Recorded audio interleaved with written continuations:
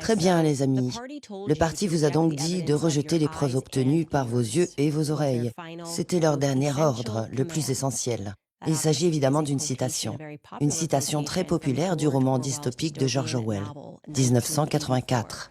Il s'agissait d'un avertissement fictif de la société à venir, une prédiction selon laquelle une élite mondiale contrôlerait une société avec une économie centralisée, où il y aurait une police de la pensée qui criminaliserait la parole, un ministère de la vérité, qui effacerait l'histoire et gouvernerait la société avec une omniprésence.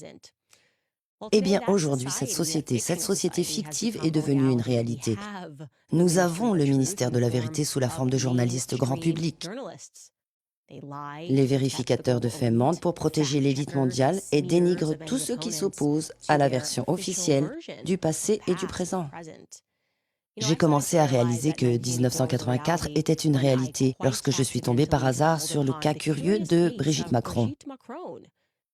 Oui, la première dame de France, telle que présentée dans un ensemble de documents, une série écrite par un journaliste nommé Xavier Poussard. Il a insisté sur le fait que Brigitte Macron est en fait née homme sous le nom de Jean-Michel Trogneux.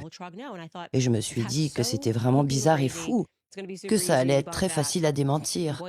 Et quelle ne fut pas ma surprise en réalisant qu'il avait fait des années de recherche et a présenté un dossier solide affirmant que Brigitte Macron est en fait née homme. Ce qui s'est passé, c'est que bien sûr, ils n'ont pas accepté cela. La presse grand public a traité tout le monde de fou, de théoricien du complot, de déséquilibré. Nous avons entendu tous leurs qualificatifs, leur psychologie pédophile, comme j'aime à l'appeler. C'est Sigmund Freud qui est à l'origine de ce type de détournement cognitif. Je vais maintenant vous montrer une photo et je veux vous rappeler que vous ne devez pas croire ce que vous voyez. Voici une photo de Brigitte Macron en vacances, avec son mari sur un bateau. Et la voici plus proche, et il semble bien qu'il y ait quelque chose qui ne soit pas à sa place. Mais encore une fois, vous ne devez pas vous fier à vos propres yeux. Vous allez vous régaler aujourd'hui, parce que j'ai été en contact avec le journaliste qui a révélé cette énorme histoire. Dans un monde juste, mais nous ne vivons pas dans un tel monde, il aurait gagné un Pulitzer. Au lieu de cela, ce qui se passe, c'est qu'il évite à tout prix de rentrer en France. Non pas parce qu'il est poursuivi pour avoir révélé l'affaire, mais parce qu'ils essayent maintenant de le faire tomber légalement, en déterrant une vieille histoire qu'il a écrite il y a 3 ans et l'accusant de, vous n'allez pas le croire, d'antisémitisme, d'enfreindre les lois sur l'antisémitisme, alors que ce qu'il fait en réalité, c'est potentiellement d'exposer un réseau de pédophiles, qui ne s'étend pas seulement à travers la France.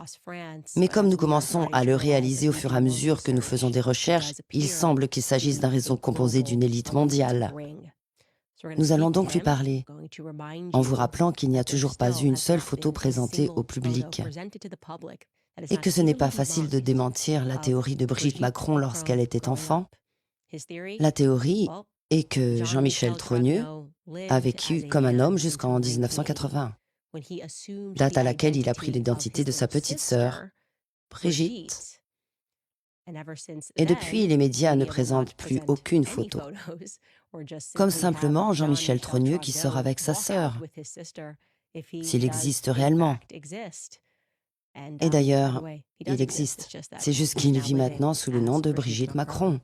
Mesdames et messieurs, nous vous proposons une incroyable interview exclusive de Xavier Poussard.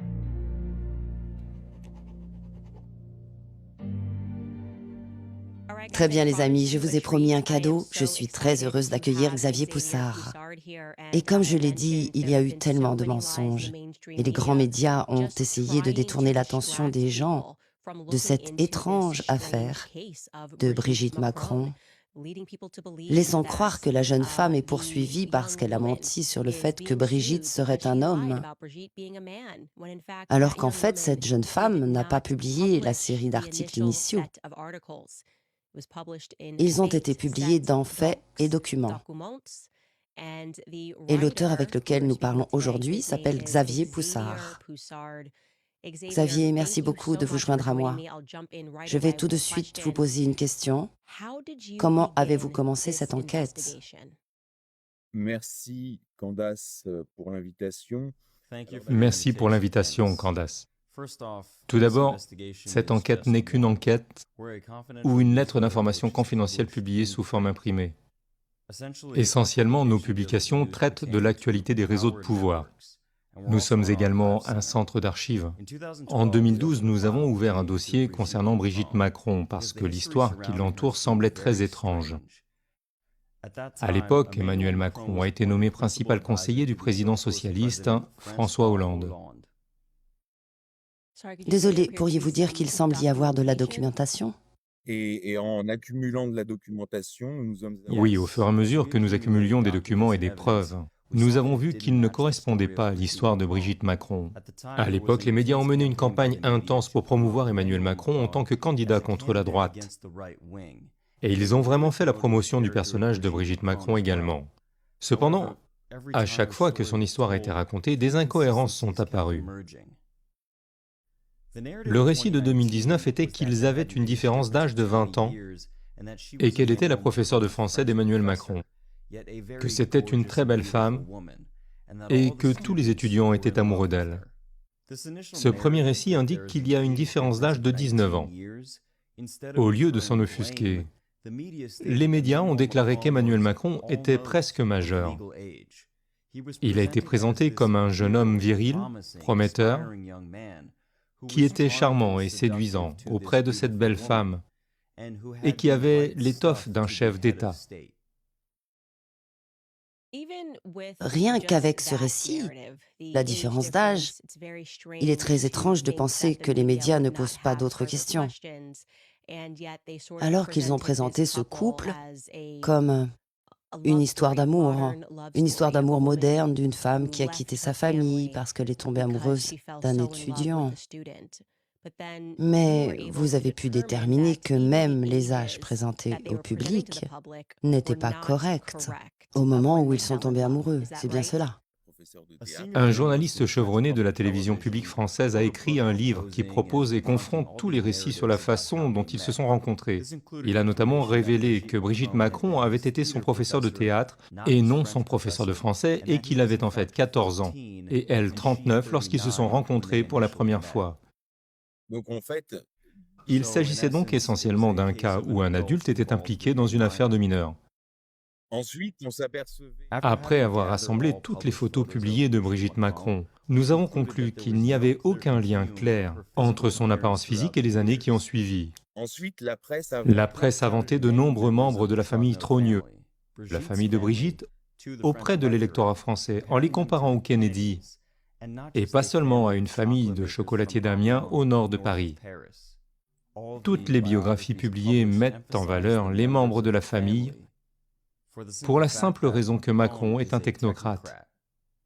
Pour contrebalancer cela, les médias ont donc vendu l'image d'une famille qui était vraiment ancrée dans le pays, dans la vraie France. Mais le problème, c'est... Malgré tout cela, nous avons découvert qu'il y avait un frère, Jean-Michel Trogneux, qui n'apparaissait dans aucune des biographies. J'ai demandé à tous mes contacts s'ils avaient des informations sur Brigitte. Et en particulier, l'un de mes contacts qui est fonctionnaire m'a regardé en souriant et m'a dit « C'est un homme. Si c'est vrai, qui est cet homme? Il faut donc réécrire les biographies officielles. » Un de mes contacts m'a parlé de Natacha Ray, une journaliste qui a pu expliquer et établir que Brigitte est un homme. J'ai contacté cette Natacha Ray et il s'est avéré qu'elle n'était pas journaliste, juste une citoyenne concernée qui, comme moi et comme d'autres, avait posé des questions sur Brigitte Macron et qui avait rassemblé des preuves et était partie de l'hypothèse qu'il s'agissait d'un homme. En regardant le matériel qu'elle avait trouvé sur la photo de famille, il y avait un petit garçon. Qui est ce frère caché? Que j'avais déjà identifié, mais auquel je n'avais pas encore fait correspondre le visage, et qui était en effet Jean-Michel Trogneux. Nous avons donc convenu que je publierai les résultats de son enquête. Et pour que mon auditoire comprenne bien, Natacha Ray est celle que les médias tentent de présenter comme la personne qui a publié le document. Et c'est elle qui est actuellement poursuivie en justice. Nous allons discuter de la raison pour laquelle elle est poursuivie en justice. Mais Xavier Poussard ne fait l'objet d'aucune poursuite pour diffamation en France. Vous commencez donc à rassembler ces documents et vous commencez à vous rendre compte que les images s'imbriquent les unes aux autres. Et je voudrais juste dire que pour moi, l'une des choses que j'encourage mon public à faire, c'est de croire ses yeux. Et dès que j'ai vu qu'il n'y avait en réalité que 2 photos qui ont été présentées comme la jeune Brigitte Macron, la première photo étant celle que nous allons montrer maintenant, il m'a semblé évident que Brigitte ressemblait à la personne de gauche sur la photo de famille. Voici la première photo que nous voyons. On nous dit que Brigitte est la personne qui est assise sur les genoux de sa mère. Mais il est très clair pour moi que Brigitte ressemble exactement à la personne de gauche, et c'était avant que je ne lise la thèse de Jean-Michel Trogneux.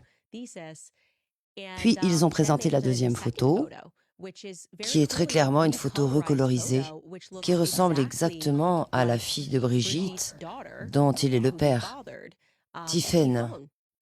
J'ai trouvé incroyable qu'ils essayent de faire croire à ces fausses photos. C'est bizarre. Donc la théorie, comme vous l'expliquiez, est qu'ils sont tombés amoureux lorsqu'ils étaient à l'école. C'était charmant. Les choses ont continué. Brigitte, originaire de la petite ville d'Amiens, sa famille travaillait dans l'industrie du chocolat. En lisant cette biographie, vous commencez à réaliser que rien de tout cela n'est réel. Qu'est-ce que vous avez fait? Qu'est-ce que votre article que vous avez présenté au public a permis de découvrir ou de ne pas découvrir sur Jean-Michel Trogneux? Qui est Jean-Michel Trogneux? Alors d'abord sur la photo de Tiphaine, sur la photo présentée comme la communiante. D'abord, nous avons recoupé la photo de Tiphaine qui est présentée comme celle de sa communion. Cette photo est bien celle de Brigitte Trogneux. Et c'est là que cela devient intéressant.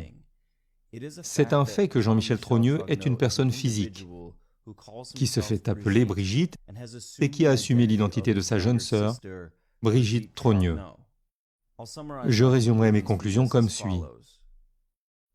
La fille en blanc, la communiante, est Brigitte Trogneux. Le problème central est que Brigitte, cette soi-disant Brigitte, n'est pas Brigitte Trogneux. C'est son frère, Jean-Michel Trogneux. Dès que nous avons commencé à travailler avec Natacha, elle a été immédiatement placée en garde à vue et détenue dans un commissariat pour les besoins de l'enquête. À l'époque, nous ne disposions pas de suffisamment de preuves et nous avons donc relayé son hypothèse, qui était en partie fausse puisque nous n'avions pas toutes les preuves.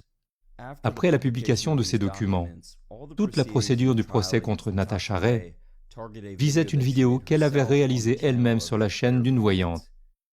En fait, toutes les poursuites sont basées sur des inexactitudes, qui sont dues au fait que Natacha Ray n'est pas journaliste et ne connaît pas bien les règles des médias.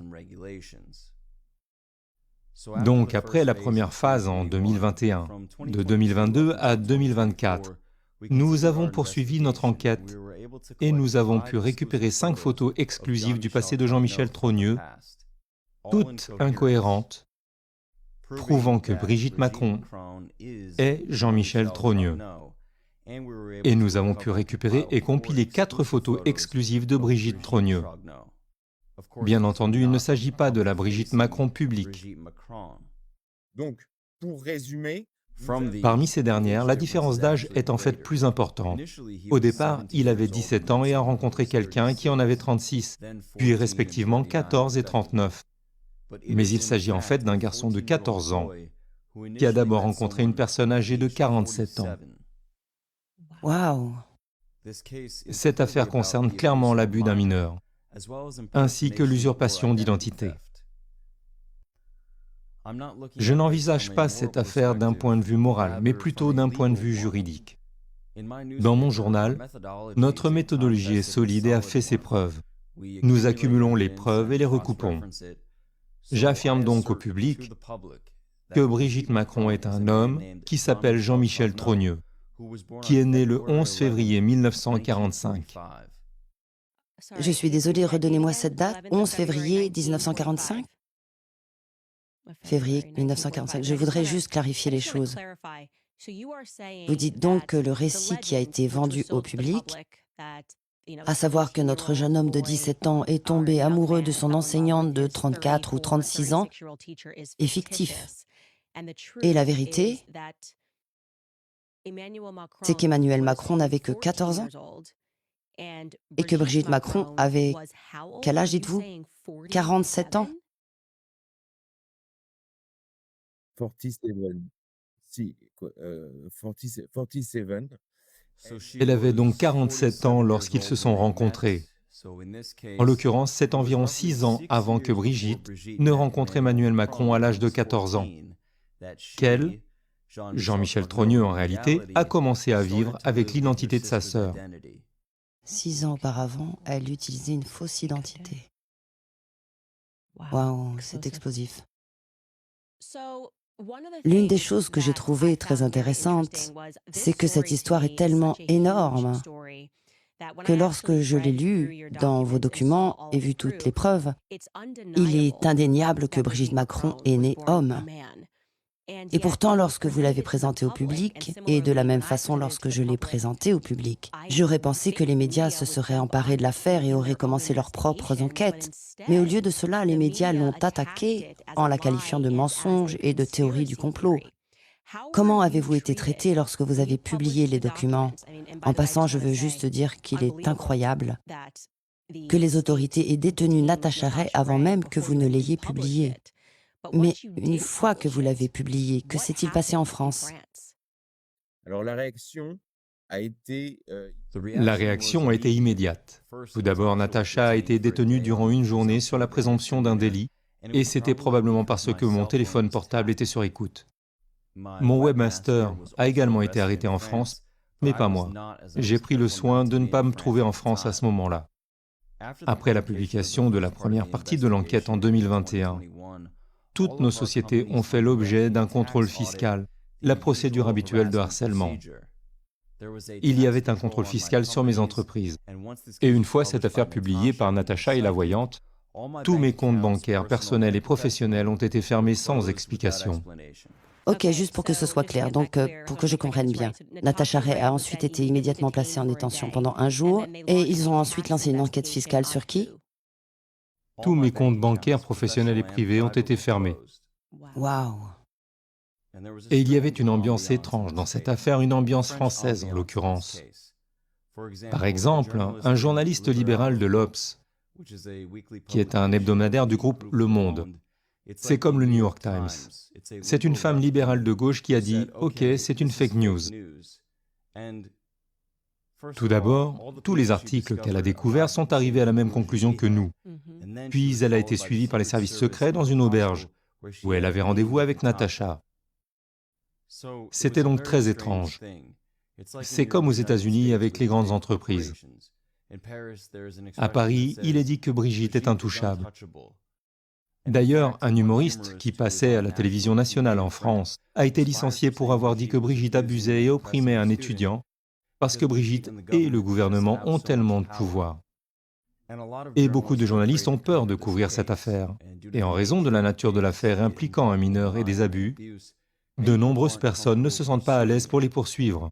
Il existe de nombreuses théories autour de Macron. On pourrait dire qu'il s'agit d'un réseau pédophile avec de nombreuses personnes en France impliquées dans ces crimes.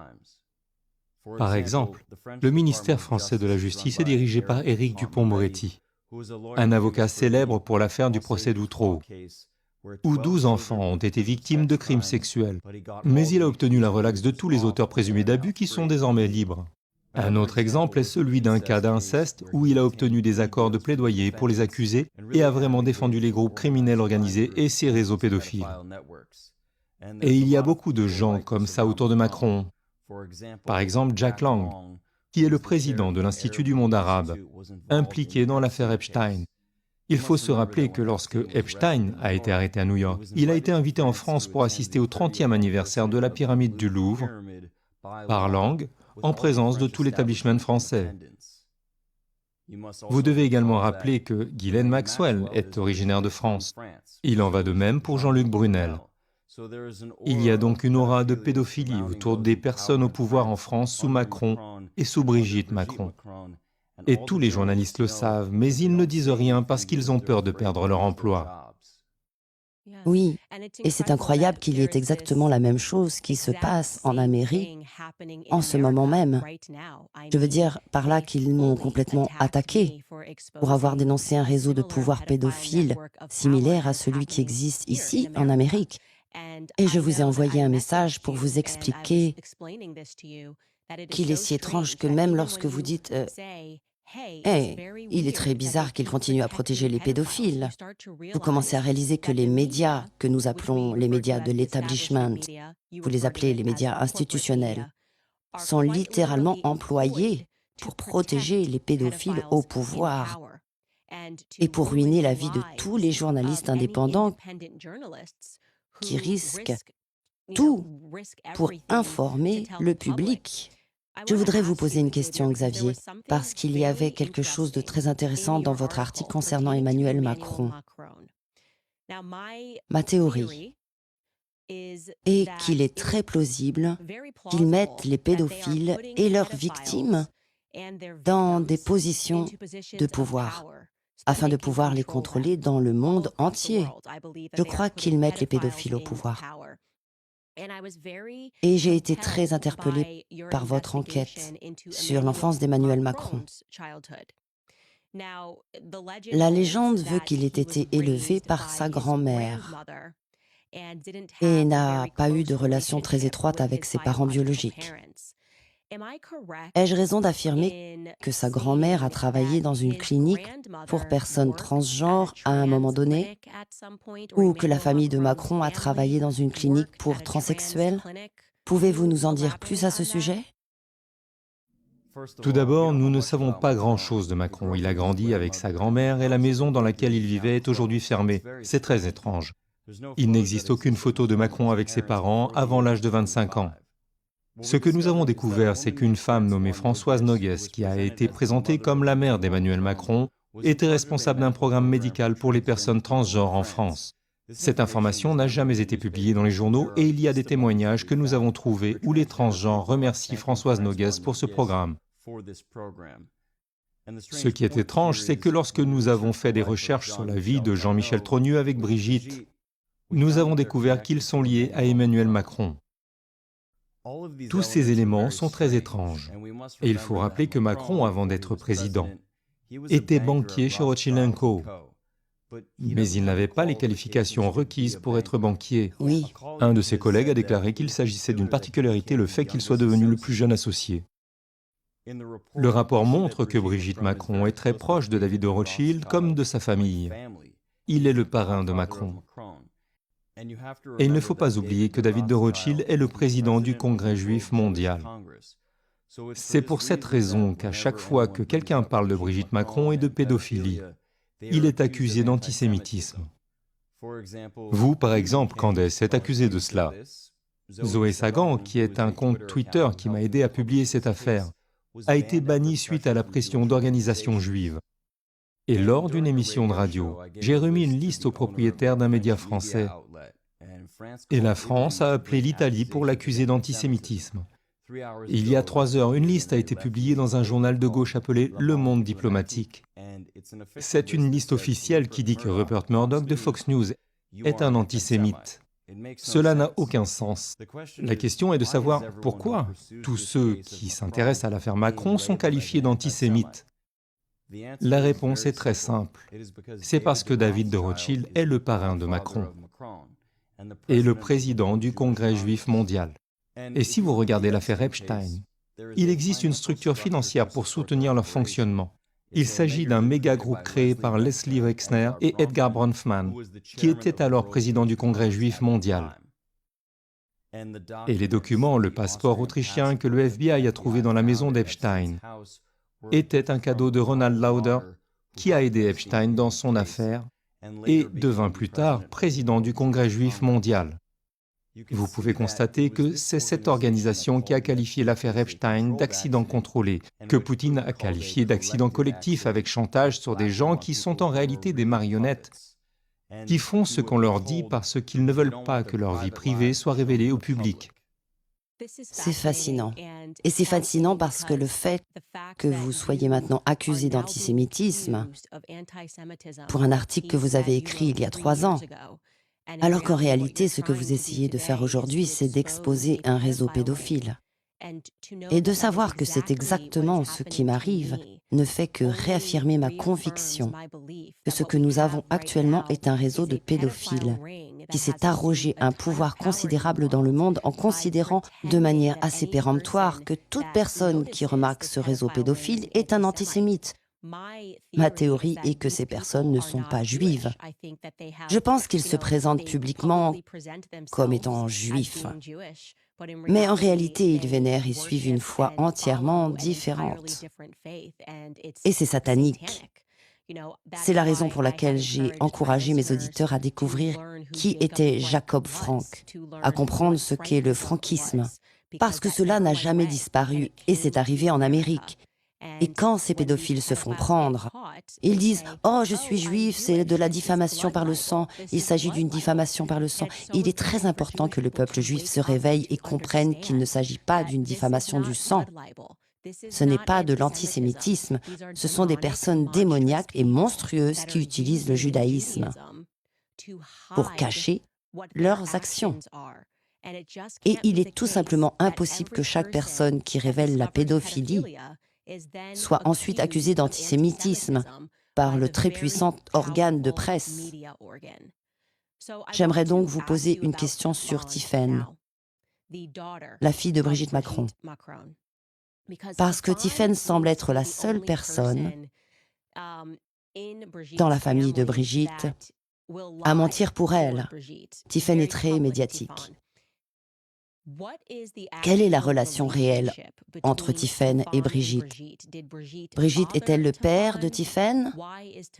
Pourquoi Tiphaine cherche-t-elle à convaincre le public que Brigitte est une femme, alors qu'il est évident que Brigitte est née homme? Tout d'abord, pour terminer sur ce point, vous êtes catholique, Candace, et vous devez vous rappeler ce qui est écrit dans le livre des Révélations. Ils se prétendent juifs, mais ils ne le sont pas vraiment. Leur synagogue est satanique. Ce texte est donc important. Tiphaine Hozière est la nièce de Brigitte. Elle est la fille de Brigitte Trogneux. Et légalement, elle est la nièce de Jean-Michel Trogneux. Ils n'ont pas changé l'histoire, c'est juste une manipulation. Lorsque j'ai étudié l'affaire Epstein, j'ai constaté qu'ils utilisaient beaucoup de fausses pistes, comme lorsque vous regardez quelque chose de David Copperfield. Cela semble être très complexe, mais à la fin, c'est très simple. Il s'agissait simplement d'un changement d'identité au milieu des années 80. Un frère prend l'identité de sa sœur. C'est tout. Nous avons alors observé quelque chose d'étrange chez Tiphaine Hozière. Elle était avocate dans le nord de la France. Et lorsque nous avons poursuivi cette affaire, elle a soudainement écrit un livre et est devenue écrivain, ce qui lui a permis d'améliorer son statut social. Et sa sœur, qui était une cardiologue renommée à Paris, est soudain devenue une artiste contemporaine dans le style Jeff Koons. Elle a associé son art à Jack Lang, qui était ami avec Macron et avec Epstein. Il s'agit du même Jack Lang que nous avons mentionné plus tôt, qui était connecté à ces célèbres affaires de pédophilie en France. Son statut social s'est amélioré également. Oui, c'est très étrange. Vous pensez donc que la sœur, la vraie Brigitte que l'on voit encore sur cette photo de famille assise sur les genoux et qui ne ressemble en rien à Jean-Michel Trogneux ni à Brigitte Macron, croyez-vous que Brigitte Hozière soit encore en vie? C'est la raison pour laquelle je pense que cette affaire est difficile, parce qu'elle concerne le secret d'une famille. La famille Trogneux est très importante dans la ville d'Amiens. Et puis, il y a la famille Hozière, qui est très importante dans la communauté du renseignement français. J'ai appelé beaucoup de personnes dans les familles à ce sujet et personne ne veut la commenter. Aucun journaliste ne veut écrire un livre pour découvrir ce secret ou enquêter sur ces familles. C'est très étrange. Il semble qu'il y ait également un élément à prendre en compte. Et bien sûr, dans mes recherches sur les croyances du culte satanique franquiste, il y avait l'inceste et un mot connu sous le nom d'apostasie. L'apostasie signifiant que vous vous convertissez faussement à d'autres religions. Ainsi, vous prétendez être musulman, vous prétendez être chrétien, vous prétendez être juif. Mais en réalité, vous adorez Satan et vous croyez à l'inceste. Jacob Frank a donc eu des relations sexuelles avec sa fille. Je ne sais pas si vous le saviez. Les franquistes sont d'abord apparus en France. Et Janius Frey était en fait le neveu de Jacob Frank. Je ne sais pas si vous le saviez, cette religion, Marie-Antoinette y compris. Il s'agissait de franquistes qui croyaient à l'inceste et à la pédophilie. Et quand je vois la photo de Jean-Jacques que vous avez évoquée tout à l'heure, quand je regarde cette photo de lui, qui selon vous a été conçue par Jean-Michel Trogneux, il ressemble à Emmanuel Macron. Jean-Jacques a un visage similaire à celui d'Emmanuel Macron. Et ils ont l'air d'être de la même famille. Pensez-vous qu'une partie des secrets de famille pourrait être l'inceste? Évidemment, il s'agit juste d'une théorie. Pour continuer sur ce point, dans le contexte d'inceste qui entoure cette affaire, Brigitte était très proche d'un homme nommé Olivier Duhamel. Il est le président de Le Siècle, un club social secret en France. C'est important pour la structure techno. La liste des membres est bien sûr secrète. Et le président de Le Siècle a été impliqué dans un scandale d'inceste et était très proche de Brigitte Macron, dont il était un fervent partisan. Rappelons ce que nous avons dit à propos des Rothschild.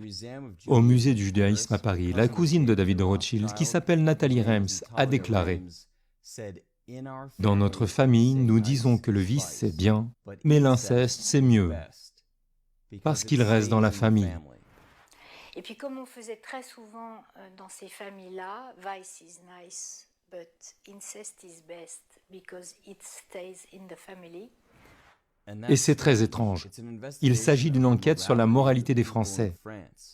Mais souvenez-vous du film Retour vers le futur. Que se passe-t-il? Il retourne dans le passé et manque de séduire sa mère. Il s'agit d'un vice vulgarisé et humoristique. Mais c'est juste un autre signe de la décadence occidentale. C'est très effrayant. Et il semble qu'une sorte de prise de conscience soit en train de se produire, où les gens commencent à reconnaître que quelque chose de plus sinistre est en train de se passer. Les Jeux olympiques en sont un exemple récent. Il semble qu'ils essaient presque maintenant d'endoctriner le monde entier dans leur foi satanique. Et comme je l'ai dit, je suis convaincue qu'il s'agit d'une synagogue de Satan. Comme vous l'avez dit, la Bible mentionne des gens qui prétendent être juifs, mais qui sont en fait des adorateurs de Satan. Il semble qu'il s'agisse d'un tout petit groupe d'élite incroyablement puissant. Et je peux remonter jusqu'à l'Australie, la Suisse, la France, l'Amérique, le Canada. Et cela explique pourquoi tous ces dirigeants mondiaux que nous avons, même le président Zelensky, semblent tous être homosexuels. De toute évidence, leurs relations ne sont pas réelles. Emmanuel Macron était, lorsqu'il a été élu, avec un jeune homme qui a fait son coming out et a déclaré avoir couché avec Emmanuel Macron. Et il a dit qu'il était un psychopathe, qu'Emmanuel Macron était un psychopathe. Au cours de mes recherches, j'ai appris que les psychologues se sont intéressés à la manière de créer un psychopathe.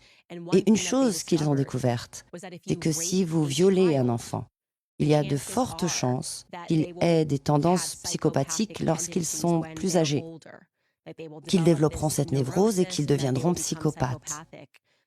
Et c'est l'un des éléments que le public français a réalisé à propos d'Emmanuel Macron, qu'il semblait être presque psychopathe et en colère lorsque le Covid est survenu. Comme si Emmanuel Macron aimait faire souffrir la population. Je pense que le groupe qui dirige l'Occident doit promouvoir des objectifs psychopathiques, parce qu'une fois qu'ils disparaissent, il n'y a plus que la guerre mondiale pour maintenir le pouvoir. Ils doivent donc mettre en place ces dangereuses personnalités psychopathes, et tous les récits des médias sont inversés. Je ne veux pas dire qu'ils sont faux ou mensongers, mais ils sont inversés. En France, les gens sont normaux, on est catholique, on a une famille, mais il y a des cinglés dans les médias. Par exemple, un magazine avec la couverture de Melania Trump n'apparaît pas alors que c'est une femme normale. Mais Brigitte a des tonnes de couvertures. Michelle Obama a des tonnes de couvertures, mais jamais aucune pour Melania Trump. Eh bien, Xavier, vous et moi avons été en communication et je sais que nous sommes en train d'approfondir et je souhaiterais poursuivre cette conversation. Et je veux vraiment traduire votre travail en anglais, afin que les gens puissent le trouver en Amérique et le lire.